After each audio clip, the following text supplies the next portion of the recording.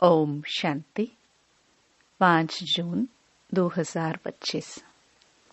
बाबा के महावाक्य।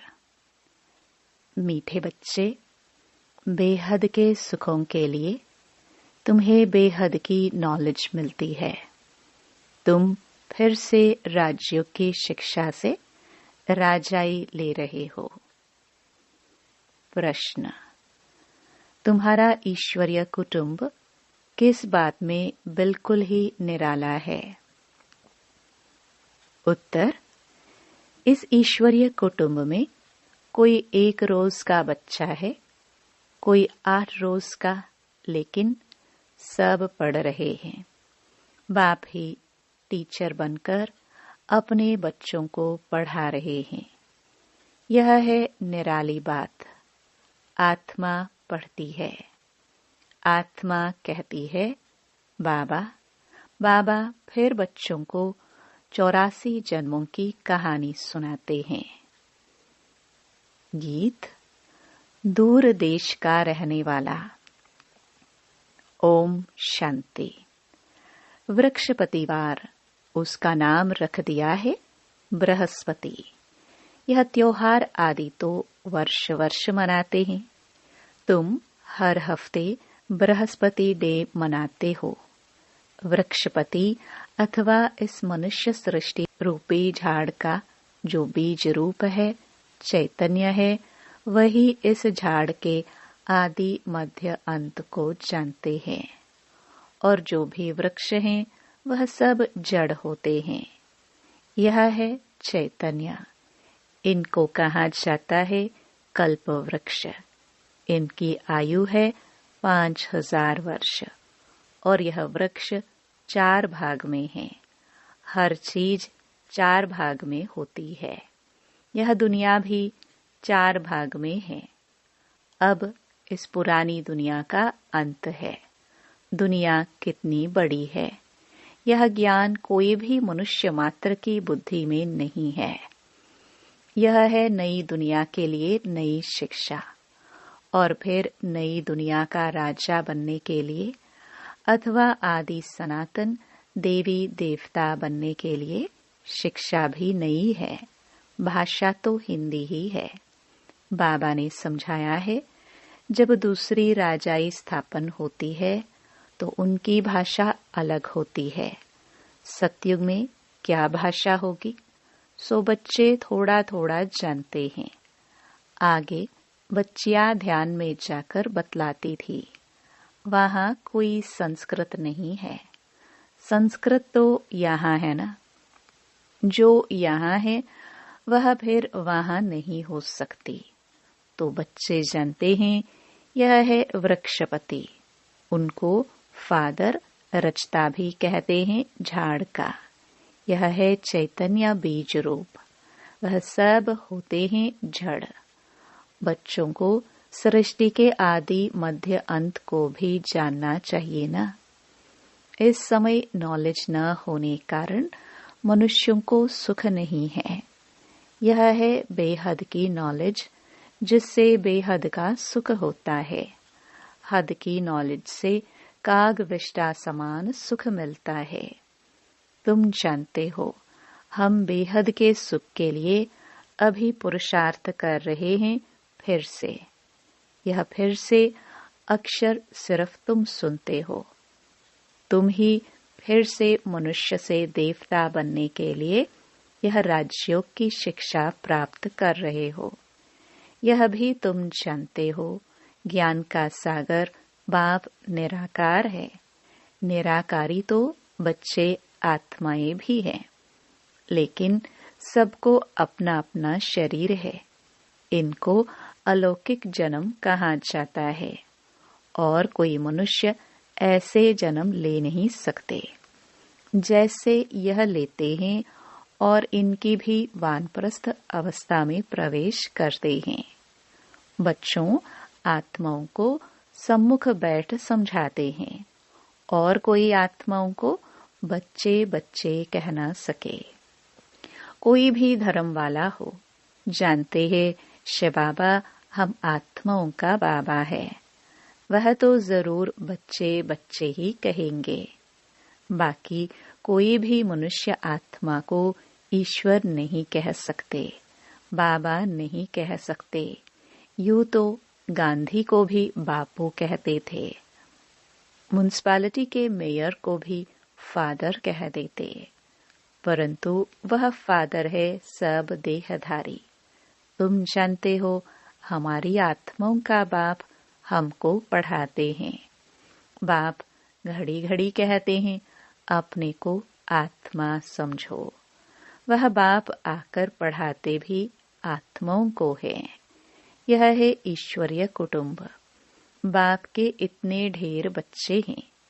तुम भी कहते हो बाबा हम आपके हैं, तुम बच्चे हो गए।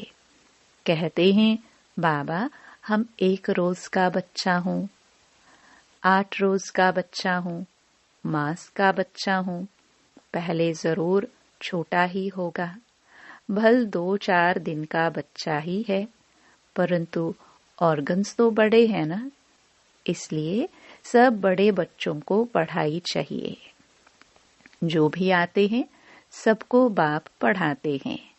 तुम भी पढ़ते हो। बाप के बच्चे बने फिर बाप समझाते हैं। तुमने 84 जन्म कैसे लिए हैं?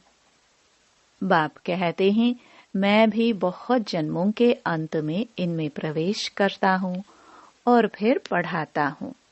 बच्चे जानते हैं यहाँ हम बड़े ते बड़े टीचर के पास आए हैं, जिससे ही फिर यह टीचर्स निकले हैं, जिनको पंडे कहते हैं।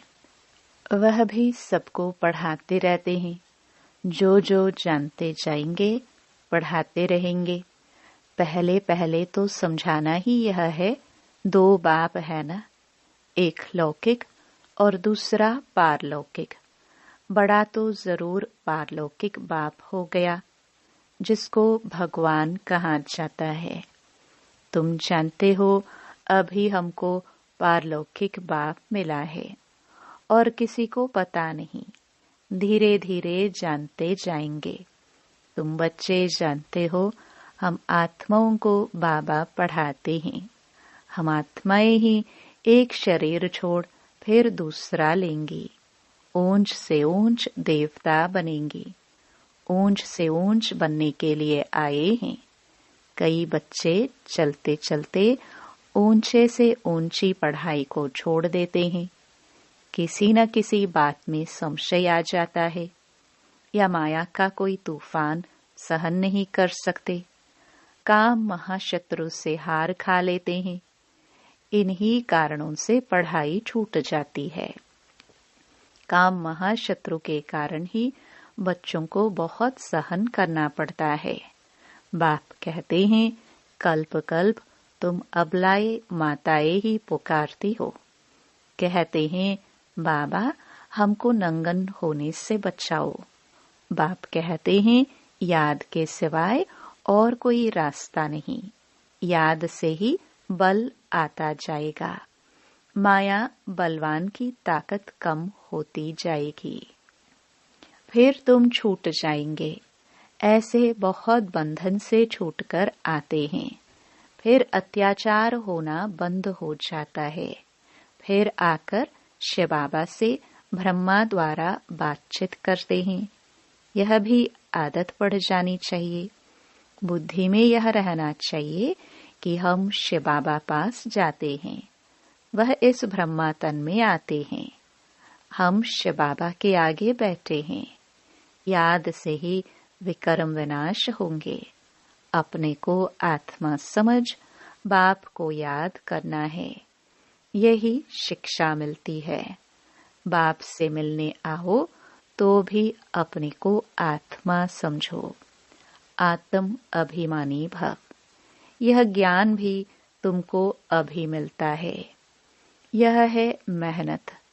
उस भक्ति मार्ग में तो कितने वेद शास्त्र आदि पढ़ते हैं। यह तो एक ही मेहनत है, सिर्फ याद की। यह बहुत सहज से सहज है, बहुत डिफिकल्ट से डिफिकल्ट भी है। बाप को याद करना इससे सहज कोई बात होती नहीं। बच्चा पैदा हुआ और मुख से बाबा बाबा निकलेगा, बच्ची के मुख से माँ निकलेगा। आत्मा ने फीमेल का शरीर धारण किया है, फीमेल माँ के पास ही जाएगी।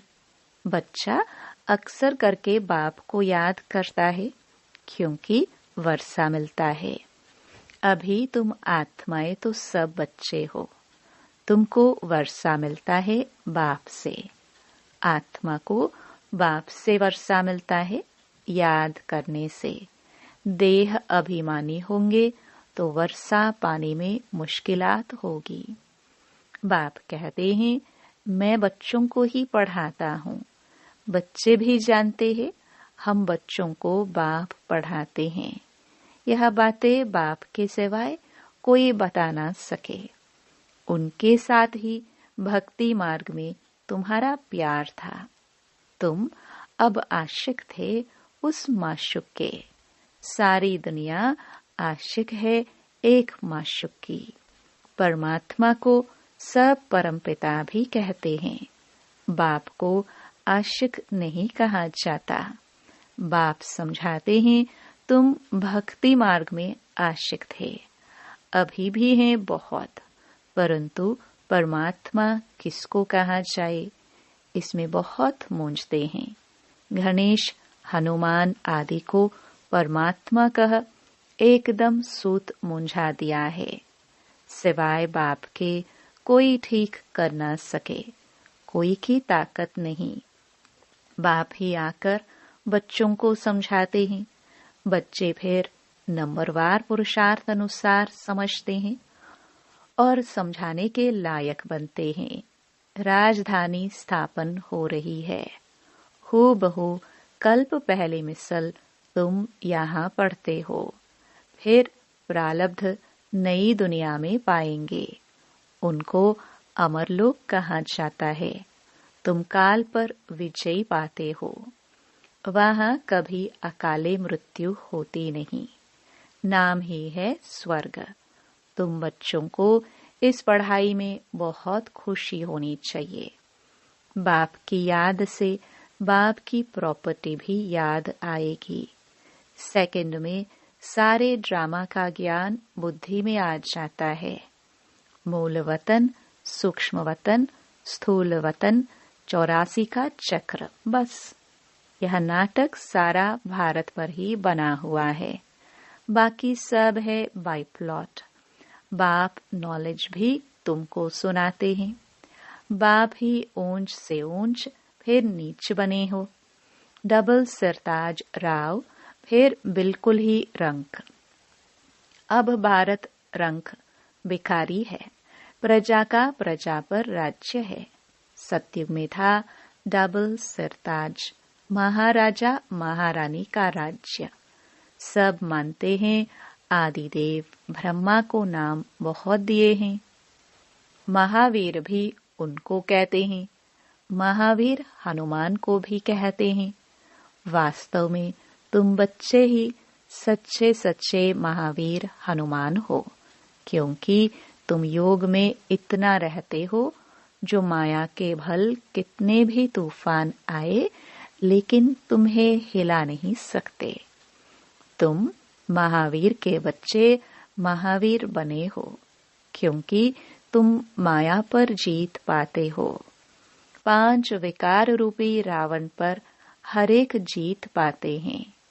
एक मनुष्य की बात नहीं। तुम हर एक को धनुष तोड़ना है, अर्थात माया पर जीत पानी है। इसमें लड़ाई आदि की कोई बात नहीं।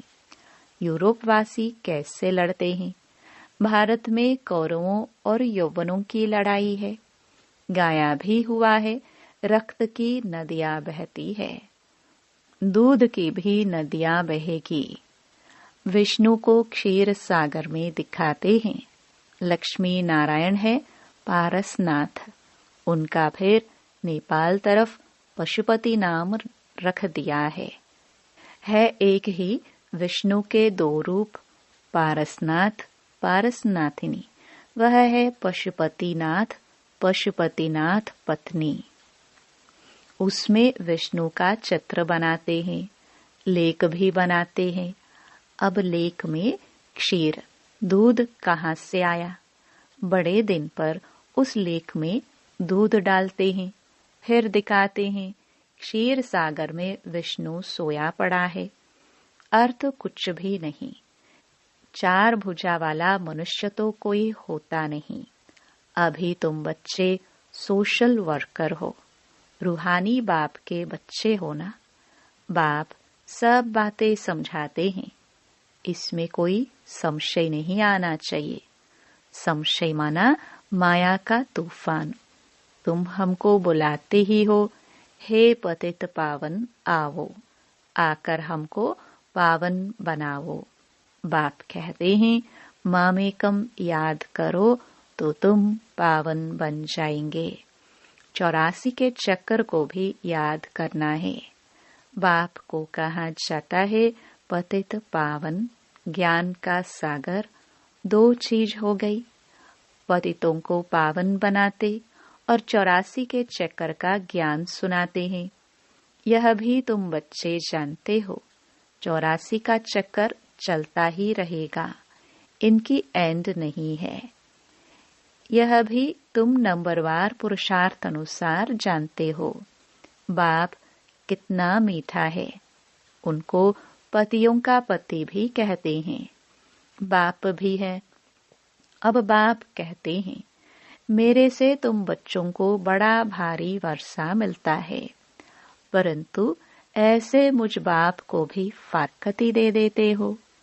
यह भी ड्रामा में नोंद है। पढ़ाई को ही छोड़ देते, गोया फारकती दे देते। कितने बेसमझ हैं। जो अक्लमंद बच्चे हैं वह सहज ही सब बातों को समझकर दूसरों को पढ़ाने लग पड़ेंगे। वह फौरन निर्णय लेंगे कि उस पढ़ाई से क्या मिलता है और इस पढ़ाई से क्या मिलता है, क्या पढ़ना चाहिए। बाबा बच्चों से पूछते हैं, बच्चे समझते भी हैं कि यह पढ़ाई बहुत अच्छी है, फिर भी कहते क्या करे। जिस्मानी पढ़ाई नहीं पढ़ेंगे तो मित्र संबंधी आदि नाराज होंगे। क्या पढ़ना चाहिए? बाबा बच्चों से पूछते हैं। बच्चे समझते भी हैं कि यह पढ़ाई बहुत अच्छी है, फिर भी कहते क्या करे। जिस्मानी पढ़ाई नहीं पढ़ेंगे तो मित्र संबंधी आदि नाराज होंगे। बाप कहते हैं दिन प्रतिदिन टाइम बहुत थोड़ा होता जाता है, इतनी पढ़ाई तो पढ़ नहीं सकेंगे। बड़े जोर से तैयारियां हो रही है, हर प्रकार से तैयारी होती है ना। दिन प्रतिदिन 1-2 में दुश्मनी बढ़ती जाती है। कहते भी हैं ऐसी ऐसी चीजें बनाई हैं जो फट से सबको खलास कर देंगे। तुम बच्चे जानते हो ड्रामानुसार अब लड़ाई लग नहीं सकती, राजाई स्थापन होनी है। तब तक हम भी तैयारी कर रहे हैं, यह भी तैयारी करते रहते हैं। तुम्हारा पिछाड़ी में बहुत प्रभाव निकलने का है। गाया भी जाता है अहो प्रभु तेरी लीला। यह इसी समय का गायन है। यह भी गाया हुआ है तुम्हारी गति मत न्यारी है। सब आत्माओं का पाठ न्यारा है। अभी बाप तुमको श्रीमत दे रहे हैं कि मामेकम याद करो तो विक्रम विनाश होंगे। कहाँ श्रीमत, कहाँ मनुष्यों की मत। तुम जानते हो विश्व में शांति सिवाय परमपिता परमात्मा के कोई कर ना सके। 100% पवित्रता, सुख, शांति 5000 वर्ष पहले मुआफिक ड्रामानुसार स्थापन कर रहे हैं। कैसे? सो आकर समझो। तुम बच्चे भी मददगार बनते हो। जो बहुत मदद करेंगे वह विजय माला के दाने बन जाते। तुम बच्चों के नाम भी कितने रमणीक थे। वह नाम भी लिस्ट एल्बम में रख देनी चाहिए।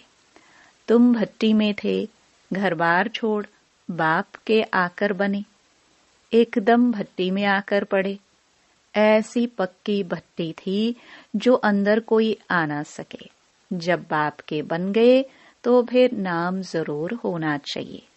सब कुछ सरेंडर कर दिया, इसलिए नाम रख दिए।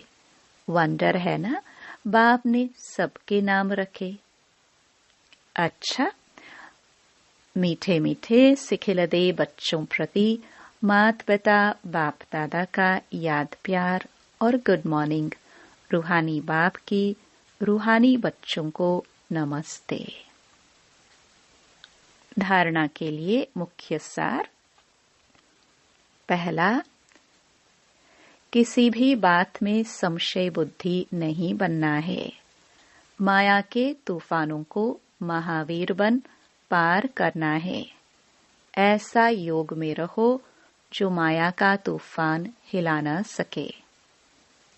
दूसरा, अक्लमंद बन अपनी जीवन ईश्वरीय सेवा में लगानी है।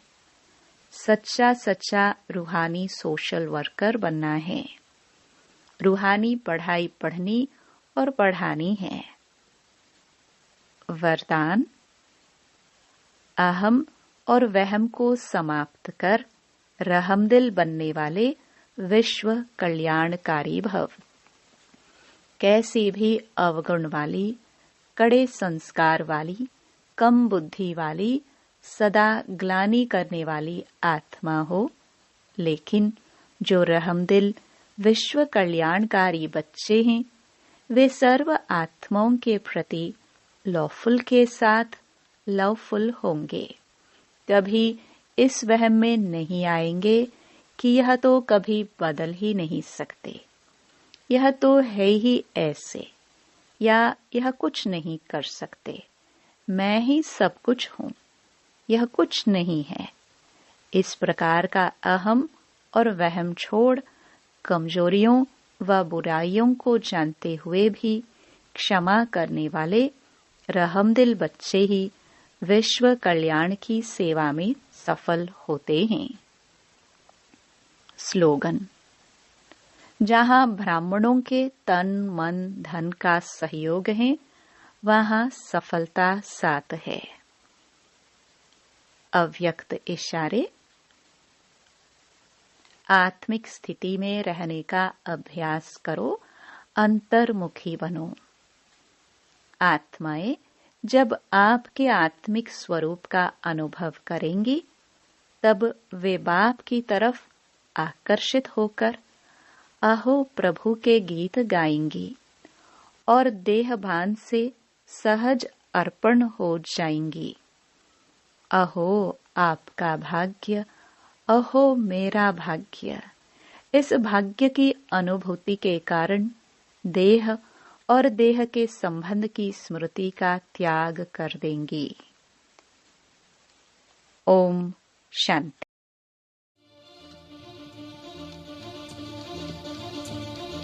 शिव बाबा ने अपने लिए ही, शिव बाबा ने अपने लिए ही, शिव बाबा ने अपने लिए ही देखो तिजोरी खोली, बांट रहे हैं बाबा हर लोग चांद तन से झोली, बांट रहे हैं बाबा हर लोग चांद तन से झोली। शिव बाबा ने अपने लिए ही देखो तिजोरी खोली, बांट रहे हैं बाबा हर लोग चांद तन से झोली, बांट रहे हैं बाबा हर लोग चांद तन से झोली। शिव बाबा ने अपने लिए ही,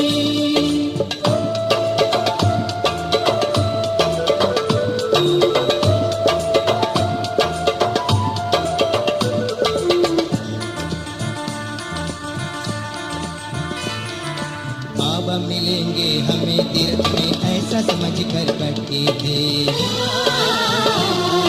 समय और पैसे दोनों गवा कर पूजा पाठ में लगते थे। भूल भी जाए पिछली बातें, भूल भी जाए पिछली बातें, जो होनी वो होली, बांट रहे हैं बाबा तो भर लो ज्ञान तन से झोली।